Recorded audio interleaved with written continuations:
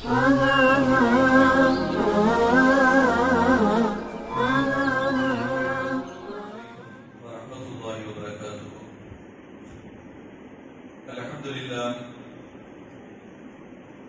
لله الذي حبب إلينا الإيمان وزينه في قلوبنا وكره إلينا الكفر والفسوق والعصيان في صدورنا والصلاة والسلام على رسول رب العالمين وعلى آله وصحبه أجمعين. أما بعد، فقد قال الله تعالى في القرآن العظيم وفي الفرقان المجيد بعد أعوذ بالله من الشيطان الرجيم بسم الله الرحمن الرحيم وإذا سمعوا ما أنزل إلى الرسول ترى أعينهم تفيض من الدمع مما عرفوا من الحق يقولون ربنا آمنا فاكتبنا مع الشاهدين. صدق الله العظيم. கண்ணியத்திற்குரிய அல்லாஹ்வுடைய நல்லடியார்களே, நெஞ்சம் நிறைந்த தாய்மார்களே, அல்லாஹ்வுடைய அருள் நிறைந்த பாக்கியமான ரமலானின் 24ஆம் தராவீகை நிறைவு செய்துவிட்டு மார்க்க செய்திகளை பகிர்ந்து கொள்ளக்கூடிய ஒரு நல்ல வாய்ப்பிலே நாம் அமர்ந்திருக்கிறோம். ரப்புல் ஆலமீன் அல்லாஹ் இந்த நன்னாளில் தன்னுடைய நெருக்கமான நல்லடியார்களுக்கு வழங்குகின்ற சகலவிதமான வரக்காத்துகளையும் பாக்கியங்களையும் பெறக்கூடிய மேல் மக்களில் நம்மையும் அல்லாஹ் ஆக்கி அருள்வானாக. வாழ்கின்ற காலமெல்லாம் கலிமாவின் வழி நின்று வாழ்க்கையிலே இது போன்ற ஏராளமான ரமலான்களை சந்தித்து வணக்க வழிபாடுகளை புரியக்கூடிய சாலிஹீன்களில் அல்லாஹ் தஆலா நம்மை ஆக்கி அருள்வானாக. அருமையான சகோதரர்களே, கண்ணீர் துளிகள் இது குறித்து பாடாத கவிஞர்கள் இல்லை, பேசாத பேச்சாளர்கள் இல்லை. எல்லா கவிஞர்களும் எல்லா பேச்சாளர்களும் இதை தொட்டு அதிகமாக பேசியிருக்கிறார்கள். ஏனென்றால் மனிதனுடைய வாழ்க்கையோடு பின்னி பிணைந்தது இந்த கண்ணீர். அல்லாஹ் தஆலா மனிதனுக்கு 2 விஷயங்களை விசேஷமாக கொடுத்திருக்கிறார். ஒன்று சிரிப்பு, இன்னொன்று அழுகை. இந்த இரண்டுமே மனிதனுக்கான ஆரோக்கியத்தை தரக்கூடியது. வாய்விட்டு சிரித்தால் நோய்விட்டு போகும் என்று சிரிப்பிற்கான பழமொழியை சொல்வார்கள். மனிதனுடைய வாழ்க்கையிலே எவ்வளவு சந்தோஷங்கள் இருந்தாலும் அந்த சந்தோஷங்களை மக்களோடு மற்றவர்களோடு பகிர்ந்து கொள்வதற்கு சிரிப்பு ஒரு முக்கியமான காரணியாக இருக்கிறது. அப்படி சிரிப்பை மற்றவர்களோடு பகிர்ந்து கொள்ளாத போது அதுவே அவனுக்கு நோயாக மாறி போய்விடும். அதுபோல கண்ணீர், வாழ்க்கையில் ஏற்படக்கூடிய கஷ்டங்கள், கவலைகள், துயரங்கள் இவைகளை நெஞ்சிலே போட்டு கூட்டிக் கொள்ளாமல் இயல்பாக கண்ணீரின் வழியாக வெளிப்படுத்துகின்ற பொழுது அது வழிவது கண்ணீர் அல்ல, கவலைகள். நம்முடைய இதயத்தை விட்டு வெளியாகி கண்களின் வழியாக கண்ணீர் திவலைகளாக வெளிவருகின்ற பொழுது மனது நிம்மதி அடைகிறது, அமைதி அடைகிறது. மனிதனுடைய வாழ்க்கையில இந்த இரண்டும் பின்னி பிணைந்திருக்கின்ற காரணத்தினாலே இது குறித்த மக்களின் தேடல் அதிகமாக இருக்கின்ற காரணத்தினால் எல்லா கவிஞர்களும் பேச்சாளர்களும் எழுத்தாளர்களும் இதை குறித்து அதிகமாக எழுதியிருக்கிறார்கள், பேசியிருக்கிறார்கள்.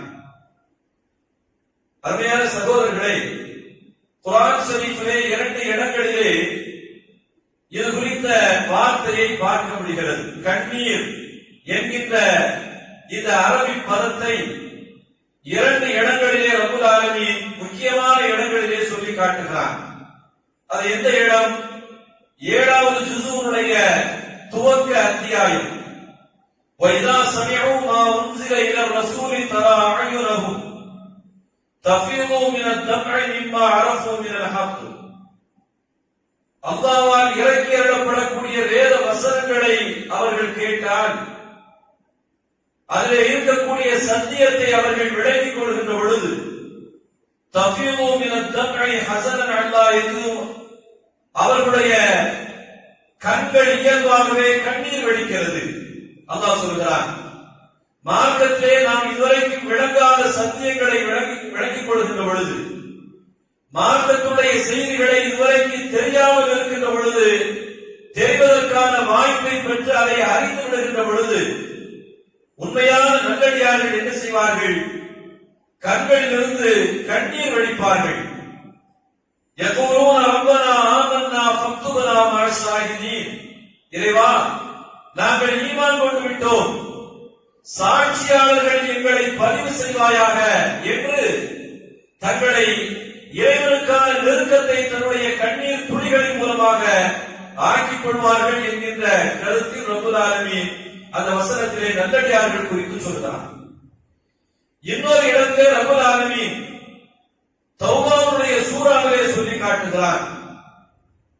ரசூலுல்லாஹி ஸல்லல்லாஹு அலைஹி வஸல்லம் அவருடைய காலத்திலே ஒரு யுத்தம், அந்த யுத்தத்திலே கலந்து கொள்ள வேண்டும் என்பதற்காக வேண்டி வாய்ப்புள்ளவர்கள் எல்லோரும் அதற்கான தயார் நிலையிலே இருக்கிறார்கள். சிலர்கள் மாத்திரம் ஆசை இருக்கிறது, ஆர்வம் இருக்கிறது, மார்க்கத்திற்காக வேண்டி கொடுப்பதற்கு உதிரமும் உயிரும் இருக்கிறது. பெருமானார் ஸல்லல்லாஹு அலைஹி வஸல்லம் அவர்களிடத்திலே வந்து இருக்கிறார்கள், யா ரசூலல்லாஹ், நாங்களும் யுத்தங்களிலே கலந்து கொள்ள வந்திருக்கிறோம் என்று சொல்கின்ற பொழுது பெருமானார் ஸல்லல்லாஹு அலைஹி வஸல்லம் அவர்கள் அழைத்திருந்தார்கள். ஆனால் ஏழை சஹாபிகள் இவர்களிடத்திலே ஆயுதங்கள் இல்லை, நீண்ட தூரம் பயணம் செய்வதற்கான வாகனம் எதுவும் இல்லை, வறுமை நிலையிலே இவர்கள் இருக்கிறார்கள். ஸல்லல்லாஹு அலைஹி வஸல்லம் அவர்கள் அதற்கான ஏற்பாடுகளை செய்கிறார்கள். அந்த ஏற்பாடு முழுமையடையவில்லை. வந்தவர்களை பெருமானார் ஸல்லல்லாஹு அலைஹி வஸல்லம் அவர்கள் திரும்ப அனுப்பி விடுகிறார்கள். அப்படி திரும்புகின்ற பொழுது அவர்கள் வடித்த கண்ணீரை ரப்பல் ஆலமீன் குர்ஆன் ஷரீஃபிலே பதிவு செய்திருக்கிறார். ஹஸனன் அல்லாஹ் குர்ஆன்ல சொல்றான், லா அஜிது வலா அலல்லதீன இதா மா அதௌக லிதஹ்மிலஹும் குல்த லா அஜிது மா அஹ்மிலுக்கும் அலைஹி. அல்லாஹ் சொல்றார், அவர்கள் வந்தார்கள், வாய்ப்பில்லை என்ற காரணத்தினாலே கண்ணீர் வழிய கவலை தோய்ந்த முகத்தோடு அவர்கள் திரும்பி சென்றார்கள். ஏனென்றால் போர்க்களத்திலே சந்திப்பதற்கு, போர்க்களத்திலே கலந்து கொள்வதற்கு ஆயுதமோ வாகனமோ இல்லையே, அந்த அளவுக்கு வறுமை அல்லவா நாம் வாழ்கிறோம், இந்த வாய்ப்பை வறுமையின் காரணமாக விட்டுவிட்டோமே என்று கண்ணீர் வடித்து திரும்பினார்கள் என்று ரப்பல் ஆலமீன் அவருடைய கண்ணீருக்கான அங்கீகாரத்தை குர்ஆன் ஷரீஃபிலே பதிவு செய்திருக்கிறார் என்பதை பார்க்க முடிகிறது. அருமையான சகோதரர்களே, இப்படி அல்லாஹ் தஆலா குர்ஆன் ஷரீஃபிலே கண்ணீர்களை குறித்து பல்வேறு இடங்களிலே சொல்லி காட்டுவதை போல இந்த இரண்டு இடத்திலே இந்த செய்தியை பதிவு செய்கிறார். பொதுவாகவே மனிதனுடைய வாழ்க்கையிலே சொல்வார்கள், தனிமையிலே சிரிக்கவும் கூடாது, பொது இடத்தில் அழவும் கூடாது. தனிமையிலே சிரித்தால் அவனை உலகம் பைத்தியக்காரன் என்று சொல்லும், பொது இடத்திலே அழுதால் கண்ணீர் வடித்தால் அவனை கோழை என்றும் பலகீனமானவன் என்றும் சமூகம் சொல்லும். அதனால ஒரு ஆன்மனுக்கான அடையாளமாக எந்த இடத்திலேயும் நீ கண்ணீர் வடித்துவிடக் கூடாது என்பதை உலகம் எதிர்பார்க்கிறது. ஆனால் அது மனிதனை ஒரு பேர் ஆபத்திலே, பெரும் அழிவிலே கொண்டு போய் நிறுத்திவிடும் என்பதை மருத்துவ உலகம் சொல்லிக் கொண்டிருக்கிறது. இணைத்துக்குரிய அருமையான சகோதரர்களே, வழிகின்ற அந்த கண்ணீர் எந்தெந்த காரணங்களுக்காக வேண்டி வழிகிறது? ஒரு மனிதன் கண்ணீர் வடிக்கிறான், எப்பொழுது கண்ணீர் வடிக்கிறான், எதற்காக வேண்டி கண்ணீர் வடிக்கிறான் என்பதை ஒரு பட்டியலை நமக்கு சொல்லித் தருகிறார். எந்தெந்த இடத்திலே மனிதன் கண்ணீர் வடிக்கிறான், அந்த கண்ணீருக்கு பெயர் என்ன என்றால் அது அவீமா. முதலாவது ஒரு கண்ணீர் மகத்துவமான கண்ணீர். அந்த கண்ணீர் சாதாரண கண்ணீர் அல்ல, அது ஒரு பெரிய கண்ணியம் வாய்ந்த கண்ணீர். என்ன கண்ணீர் என்றால் துமூஉல் இன்திசார், வாழ்க்கையிலே உதவிகளை எதிர்பார்த்து காத்திருக்கிறான். உதவிகளை எதிர்பார்த்து காத்திருக்கிறான். அவனுக்கு அந்த உதவி யாரோ ஒரு இடத்திலிருந்து வருகிறது. சாதாரணமாக ரத்தம் தேவைப்படுகிறது. எல்லா இடங்களிலேயும் அழைக்கிறான். அறுவை சிகிச்சைக்காக வேண்டி டாக்டர்கள் ரத்தத்தை கொண்டு வர வேண்டும் என்று சொல்கிறார்கள்.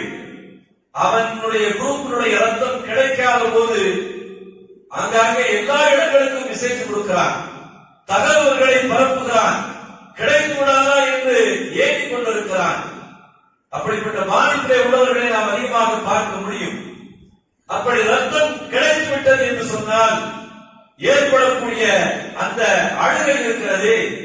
உதவியை பெற்றதற்கு பின்னாலே, எதிர்பார்த்த அந்த உதவி கிடைத்ததற்கு பின்னாலே மனிதனுடைய கண்களிலிருந்து வழியக்கூடிய அந்த கண்ணீர் மகத்துவமான கண்ணீர், சாதாரண கண்ணீர் அல்ல.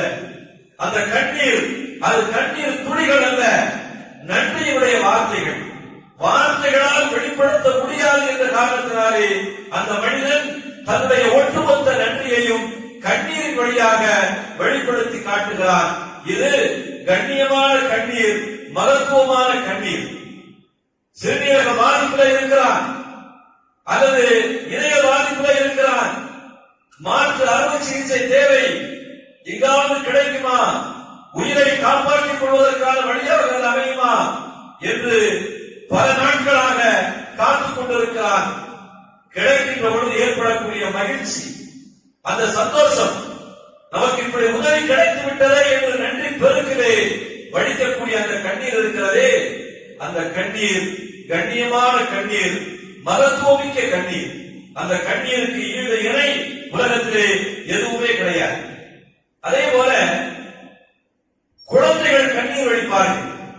அந்த கண்ணீர் இருக்கிறதே, அந்த அழுகை இருக்கிறதே, அது குடும்பத்தை குதூகலப்படுத்துகிறது. பிறந்த உடனே ஒரு குழந்தை தன்னுடைய அழுகையின் மூலமாக வெளிப்படுத்துகிறான். நான் இந்த உலகத்திலே வாழ வந்திருக்கிறேன், என்னுடைய உடலிலே உயிர் இருக்கிறது என்கின்ற அந்த வெளிப்பாட்டை அழுகையின் வழியாக வெளிப்படுத்துகின்ற பொழுது ஒரு குடும்பம் குதூகலிக்கிறது, மகிழ்ச்சியிலே துள்ளி குதிக்கிறது. அந்த கண்ணீர் சந்தோஷ கண்ணீர். அது அவனுக்கு சந்தோஷம் அல்ல, சூழ்ந்திருக்கக்கூடிய குடும்பத்தார்களுக்கு சந்தோஷத்தை வெளிப்படுத்தக்கூடிய கண்ணீராக இருக்கிறது. அருமையான சகோதரர்களே, உலகத்திலே பிறக்கிற எல்லா குழந்தைகளும் நிச்சயமாக அழுதே தீரும். அப்படி அழுகின்ற பொழுதுதான் மற்றவர்களுக்கும் சுற்றி இருக்கக்கூடியவர்களுக்கும் நிம்மதியே ஏற்படுகிறது. ஆனால் ஒரே ஒரு குழந்தை உலகத்திலே உயிரோடு இருந்தும் கூட அழாமலே பிறந்திருக்கிறது என்கின்ற ஒரு வரலாற்று செய்தியும் அவர்கள், அவருடைய தாயார் பாத்திமா, அவருடைய மனைவியின் பெயர் பாத்திமா. தாயார் பாத்திமா இஸ்லாம் வருவதற்கு முன்னாலே அவர்களை கருவுற்றிருக்கிற அந்த நேரத்தில் காபாவை வலம் வந்து கொண்டிருக்கிறார்கள். அந்த காலத்திலே எல்லா மக்களும் காபாவை தவாப் செய்வார்கள். பெண்ணாக இருக்கக்கூடிய பாத்திமா அவர்களும் வலம் வந்து கொண்டிருக்கின்ற பொழுது, தவாப் செய்து கொண்டிருக்கின்ற பொழுது நிறைவான கர்ப்பிணியாக இருக்கிறார்கள். திடீரென அவர்களுக்கு வயிற்று வலி ஏற்படுகிறது, பிரசவ வலி ஏற்படுகிறது. அந்த நேரத்தில் அவர்களை ஒதுக்கி கொண்டு போவதற்கு வழியில்லை, வாய்ப்பில்லை. அன்றைய காலகட்டத்திலே காபாவுடைய அமைப்பு சும்மா சாதாரணமாக இருந்த காரணத்தினாலே அப்படியே பாத்திமாவை காபாவிற்கு உள்ளாலே, அந்த கட்டடம் இருக்கிறது அதற்கு உள்ளாலே அழைத்து சென்று விடுகிறார்கள். அங்கே பெண்கள் பிரசவம் பார்க்கிறார்கள். உலகத்திலே பல்வேறு பகுதியிலே பிறந்திருக்கக்கூடிய நாம் அந்த இடத்தை பார்ப்பதற்காக வேண்டி பல லட்சங்களை செலவு செய்து அந்த இடத்திற்கு போகிறோம்.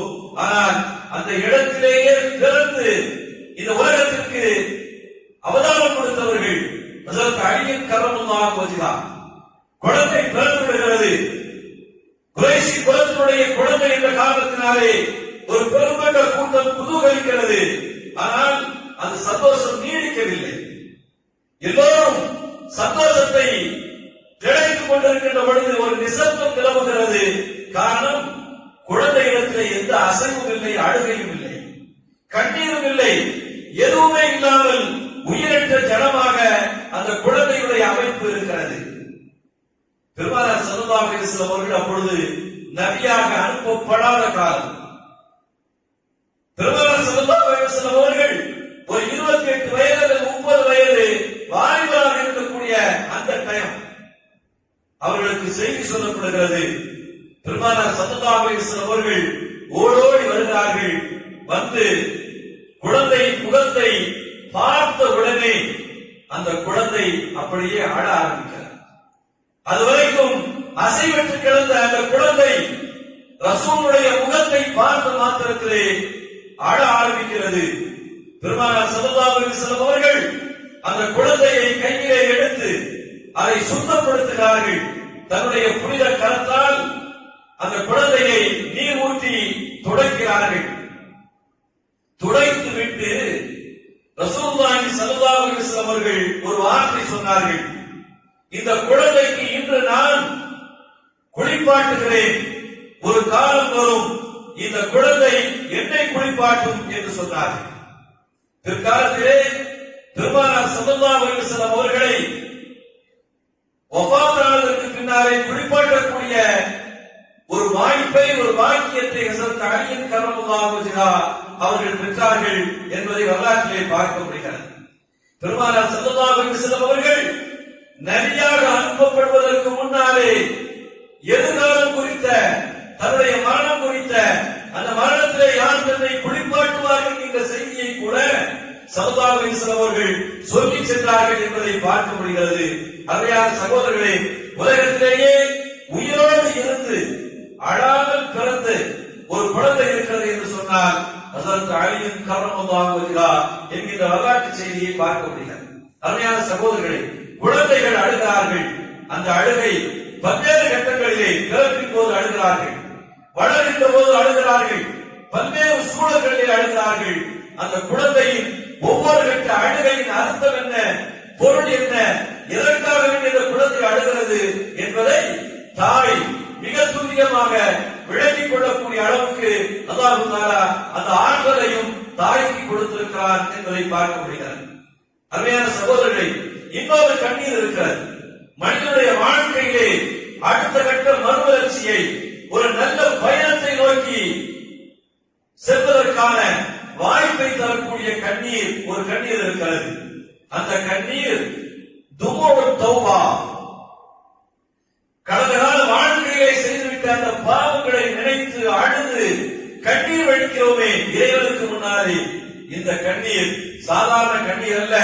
இதுவரைக்கும் குற்றவாளியாக, பாவியாக, எல்லா விதமான அநியாயங்களையும் செய்து கொண்டிருந்த ஒரு மனிதனை நல்ல நிலைக்கு, ஒரு சாலையான மனிதனாக, மக்கள் மதிக்கக்கூடிய ஒரு புனிதனாக மாற்றக்கூடிய தருணத்திலே வெளிப்படுத்தக்கூடிய கண்ணீர் இருக்கிறது. தௌபாவுடைய கண்ணீர் என்று நமக்கு வரிசைப்படுத்துகிறார்கள். சாதாரண கண்ணீரா? நம்மிலே பலருக்கு அது வர மறுக்கிறது. இறைவனிடத்திலே கையேந்தி பிரார்த்தனை செய்கிறோம்.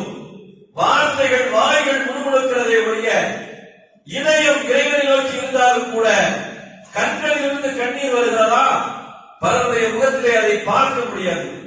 அருமையான சகோதரர்களே, அந்த கண்ணீர் சாதாரண கண்ணீர் அல்ல, தௌபாவுடைய கண்ணீர். ஸல்லல்லாஹு அலைஹி வஸல்லம் அவர்கள் சொல்வார்களே, யா அய்யுஹன் நாசு இப்கு, அருமையான மக்களே, நீங்கள் இறைவனிடத்திலே பிரார்த்தனை செய்கின்ற பொழுது, உங்களுடைய குற்றங்களுக்காக வேண்டி இறைவனிடத்திலே தௌபா செய்கின்ற பொழுது அழுங்கள். அப்படி நீங்கள் அழவில்லை என்று சொன்னால் தபாக்கு, அழுவதை போன்றாவது நடியுங்கள் என்று ஸல்லல்லாஹு அலைஹி வஸல்லம் அவர்கள் சொல்லியிருக்கிறார்கள் என்று சொன்னார்.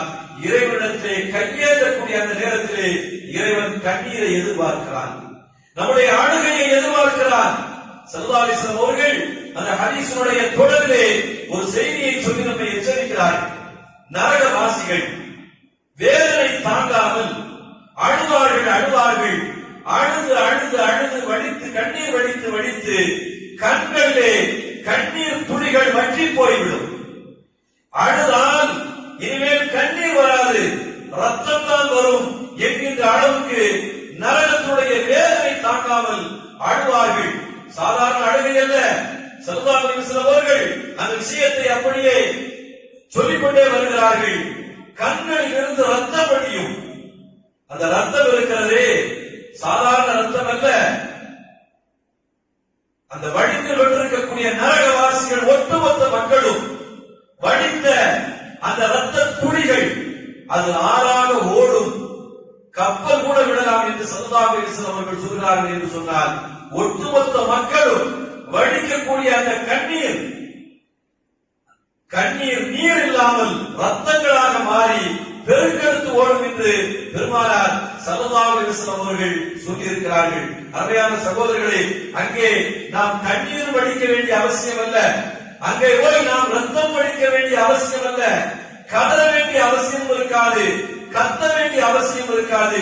ஒரே ஒரு துளி கண்ணீரை இறைவனுக்கு முன்னாலே கையேந்துகின்ற பொழுது, பாவத்தை சொல்லி அழுகின்ற பொழுது வெளிப்படுத்தி விட்டோம் என்று சொன்னால் அந்த நரக வேதனையிலே அழ வேண்டிய அவசியம் இருக்காது. அந்த கண்ணீர் இறைவன் எதிர்பார்க்கக்கூடிய கண்ணீர். ஆனால் நாம் அந்த கண்ணீரை கொடுக்க மறுக்கிறோம். என்றால் நரகத்தினுடைய பயம் நமக்கு இல்லை, நரகத்தினுடைய வேதனையின் பயம் நமக்கு இல்லாத காரணத்தினாலே இறைவனுடைய சன்னிதானத்திலே அளவறுக்கக்கூடிய கண்களாக நம்முடைய கண்கள் இருந்து கொண்டிருக்கிறது.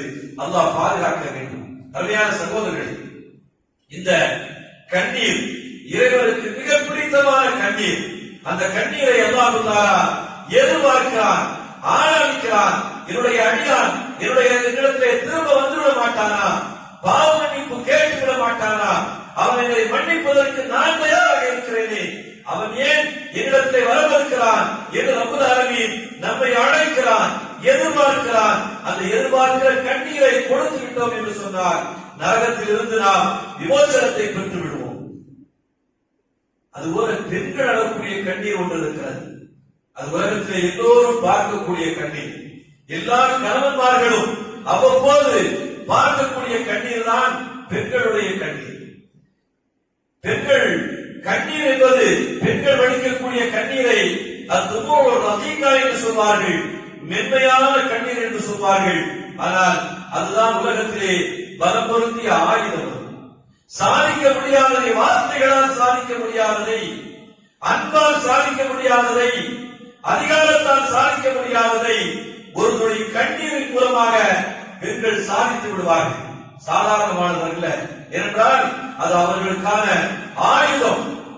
எந்த காலத்திலேயும் அந்த ஆயுதத்தை அவர்கள் துருப்பிடிக்க விடுவதே கிடையாது. அந்த அளவுக்கு பலம் பொருந்திய கண்ணீராக பெண்களுடைய கண்ணீர் இருக்கிறது. ஆனால் அந்த கண்ணீர் பிள்ளைக்காக வேண்டி அழுகின்ற பொழுது, பாசத்திற்காக வேண்டி அழுகின்ற பொழுது, பாசத்திற்காக வேண்டி ஏங்கி அழுகின்ற பொழுது அந்த தாயின் கண்ணீர் மென்மையான கண்ணீராக மாறிவிடுகிறது. அதனால்தான் அதை இளகலான கண்ணீர், மென்மையான கண்ணீர் என்று பதிவு செய்கிறார்கள். கணித்திற்குரிய சகோதரர்களே, இன்னொரு கண்ணீர் இருக்கிறது. வாழ்க்கையிலே வாக்குறுதி கொடுத்தால் அதை நிறைவேற்றுகின்ற பொழுது ஏற்படக்கூடிய ஆனந்த கண்ணீர். சிலர்கள் அருள்வாக்கு சொல்வார்கள், தேர்தல் வாக்குறுதியாக சொல்லிவிடுவார்கள். அந்த வாக்குறுதியை நம்பி எதிர்பார்த்து காத்திருக்கிறான். அவனுக்கு கடைசி நேரத்திலே வாக்குறுதியை நிறைவேற்றவில்லை என்று சொன்னால் உடைந்து போய்விடுவான். அதுவரைக்கும் அவன் முயற்சி செய்து கொண்டிருப்பான். ஒரு பண தேவையோ அல்லது ஏதோ ஒரு உதவிக்காக வேண்டி முயற்சி செய்து கொண்டிருக்கக்கூடிய ஒருவன் உன்னிடத்திலே வருகின்ற பொழுது முடிந்தால் நீ உதவி செய், இல்லை என்று சொன்னால் என்னால் முடியாது என்று ஒதுக்கிவிடு, தருகிறேன் என்று சொல்லிவிட்டு கடைசி நேரத்திலே காலை மாறிவிட்டால் அவனுடைய இதயத்தை நீ பலகீனப்படுத்துகிறாய். நீ கொடுக்கவில்லை என்று சொன்னால், நீ வாக்குறுதி தரவில்லை என்று சொன்னால் யாரிடத்திலேயாவது அவன் போய் கேட்டு தன்னுடைய கஷ்டத்தை நீக்குவதற்கு போக்குவதற்கான வழியை தேடி இருப்பான். ஆனால் அப்படிப்பட்ட வழியெல்லாம் உன்னுடைய வார்த்தையை அடைத்து விட்டதற்கு பின்னாலே அவன் நிராசையாகி விடுகிறான். அதனாலே வாக்குறுதி கொடுத்தால் அந்த வாக்குறுதியை நிறைவேற்றுகின்ற பொழுது ஏற்படக்கூடிய ஆனந்த கண்ணீர் ஒன்று இருக்கிறது. அது சாதாரண கண்ணீர் அல்ல. ஏனென்றால் அல்லாஹ் தஆலா பல்வேறு இடங்களிலே தன்னுடைய குணாதிசயம் என்று எந்த விஷயத்தை வெளிப்படுத்துகிறான் தெரியுமா? இன்னல்லாஹ லா யுக்லிஃபுல் மிஆத். அல்லாஹ் தஆலா வாக்குறுதிக்கு மாறு செய்வதில்லை. பல இடங்களிலே சொல்லி காட்டுகிறான். சொர்க்கவாசிகள் நாளை மறுமையிலே சொர்க்கத்திலே நின்று கொண்டு இறைவனுடைய இந்த தன்மையை குறித்து பேசுவார்கள். வனாதா அஸ்ஹாபுல் ஜன்னத்தி அஸ்ஹாபன் நாரி அன் கத் வஜதனா மா வஅதனா ரப்புனா ஹக்கா.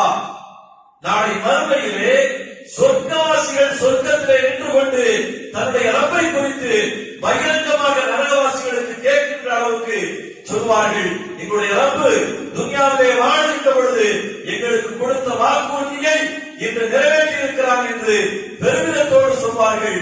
அல்லாஹ்வுடைய தன்மையிலே உள்ளது வாக்குறுதிக்கு மாறு செய்யாமல் இருப்பது. இணைத்திருக்கூடிய சகோதரர்களே, உண்மையான ஒரு மூமின், உண்மையான ஒரு முஸ்லிம் வாழ்க்கையிலே வாக்குறுதியை கொடுத்து விட்டு அந்த வாக்குறுதியை நிறைவேற்றுகின்ற பொழுது, இறைவா என்னை நயவஞ்சகத்திலிருந்து காப்பாற்றினாய் என்றால், வாக்குறுதி கொடுத்து விட்டு அதை நிறைவேற்றாமல் இருந்தால் முனாஃபிக் என்று பெருமானார் ஸல்லல்லாஹு அலைஹி வஸல்லம் அவர்கள் சொல்கிறார்கள். வாக்குறுதியை நிறைவேற்றுவதற்கான வாய்ப்பை பெற்றதற்கு பின்னாலே, இறைவா நயவஞ்சகத்திலிருந்து என்னை காப்பாற்றி விட்டாயே என்று அவன் வடிக்கக்கூடிய அந்த கண்ணீர் இருக்கிறதே, அது அழகான கண்ணீர். ஏனென்றால் அந்த கண்ணீரை காஃபிர்கள் வடிக்க மாட்டார்கள், நயவஞ்சகர்கள் வடிக்க மாட்டார்கள், பாவிகள் வடிக்க மாட்டார்கள். அந்த கண்ணீர் இறைவன் விரும்பக்கூடிய கண்ணீர், இறைவனுடைய தன்மையை இவரிடத்திலே பெற்று வெளியாகக்கூடிய நீர் என்ற காரணத்தினாலே அந்த கண்ணீர் அழகான கண்ணீர் என்று வரலாற்றிலே பேசப்படுகிறது. அருமையான சகோதரர்களே, அடுத்த ஒரு கண்ணீர் இருக்கிறது. வருத்தத்தால் கவலையிலே இழப்புகளை சந்திக்கின்ற பொழுது ஏற்படக்கூடிய அந்த கண்ணீர், ஆறுதல் படுத்திக் கொள்வதற்காக வேண்டி, நம்முடைய உள்ளத்திலே நிறைந்திருக்கக்கூடிய அந்த கவலையை வெளிக்கொண்டு வர வேண்டும் என்பதற்காக வேண்டி வெளிப்படுத்தக்கூடிய அந்த கண்ணீர். பெருமானார் ஸல்லல்லாஹு அலைஹி வஸல்லம் அவர்கள் இழப்பின் போது பல்வேறு இடங்களிலே அழுதிருக்கிறார்கள். ஒப்பாரி வைக்கக்கூடாது என்பதுதான் மார்க்கத்துடைய செய்தியை ஒழிய, இழப்பு ஏற்படுகின்ற பொழுது, பிரிவு ஏற்படுகின்ற பொழுது அழ வேண்டும் என்பதை ஸல்லல்லாஹு அலைஹி வஸல்லம் அவர்கள் வெளிப்படுத்தி காட்டியிருக்கிறார்கள். உஸ்மான் இப்னு மதூன் என்று சொல்லப்படக்கூடிய ஒரு சஹாபி மதீனாவிற்கு வந்து ஜன்னத்துல் பக்கீ என்று சொல்லப்படக்கூடிய இன்றளவும் இருக்கக்கூடிய அந்த ஜன்னத்துல் பக்கீயிலே முதலாக அடக்கம் செய்யப்பட்ட சஹாபி உஸ்மான் இப்னு மதூன் என்று சொல்லப்படக்கூடிய சஹாபி. அருமையான சகோதரர்களே, ஸல்லல்லாஹு அலைஹி வஸல்லம் அவர்கள் அவருடைய ஜனாஸா வீட்டிலே கிடத்தப்பட்டிருக்கிறது. ரசூலுல்லாஹி ஸல்லல்லாஹு அலைஹி வஸல்லம் அவர்கள் வருகிறார்கள். வந்த உடனே பார்த்த மாத்திரத்திலே கண்ணீர் திவரைகள் அப்படியே கண்களில் இருந்து சாறை சாறையாக எறும்புகளைப் போல படையெடுத்து வருகிறது. ஸல்லல்லாஹு அலைஹி வஸல்லம் அவர்கள் அன்பின் வெளிப்பாடாக, கவலையின் வெளிப்பாடாக அவருடைய முகத்திலே முத்தமிட்டார்கள், நெத்தியிலே முத்தமிட்டார்கள். ஹதீஸ் ஷரீஃபிலே வருகிறது, யுகப்பிரு ரசூலுல்லாஹி ஸல்லல்லாஹு அலைஹி வஸல்லம் அவர்கள் உஸ்மான் இப்னு மதூனுடைய நெத்தியிலே முத்தமிட்டார்கள்.